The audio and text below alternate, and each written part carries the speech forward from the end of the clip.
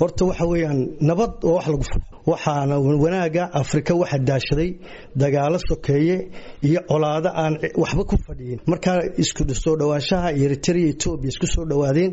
waan soo dhaweynaa waa wax lagu farxo waa waxay Afrikana ay tahay in cashar ka qaato Djibouti Eritrea waa la ogyahay in dhibaatooyin ba dhex yaala khilaafka xagga Suudiinta ee labada dal Ethiopia Djiboutina waa la ogyahay cilaaqaadka u dhaxeeya iyo iskaashiga leeyihiin sideed u soo wari kartaa mustaqbalka siyaasadda soo socota wallahi anigu walaac baan ka muujinaya waxa weeyaan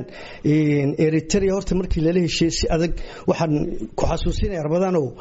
ninka Eritrea madaxweynahaygii hore Xasan Guled Abtidoon nin odayo wuxuu hawaayeela ninkaas iska caayisay bila shuruud haddana waxa ahayd markii la heshiinayay ay dawladda imika wadanka qabsatay in horta xaal uga qaato Xasan Guled bilo xaalkii la bixiyay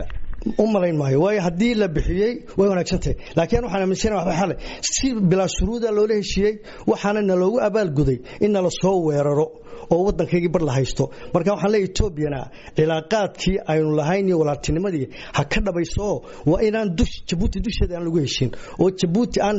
heshiiska dhacaya waa in Djibouti la soo dhaxgaliyo waayo Djibouti iyo Eritrea colaad baa jirta haddii Ethiopia maanta waxeedun ka taliso de waa nasiib daro marka waxay ka dhigan tahay siyaasadii Djibouti halka way ku fashilantay waana lagu dul heshiin doona dhibaatana way sugaysaa baan leeyahay laakiin Ethiopia way u madax banaantay cid doontay inay la heshiiso Djiboutina waa dal xor oo siyaasadiisa isaguna u madax banaan Soomaha marka macquul Ethiopia inay iska wadato in hawsheeda heshiiska Eritrea la gashay Ethiopia wax saameyn kuma yeelanayo cilaaqaadkooda wanaagsan Djibouti iyo Ethiopia hay waxa weeyaan markii ay Ethiopia iyo Eritrea hayeen Djibouti way saaciday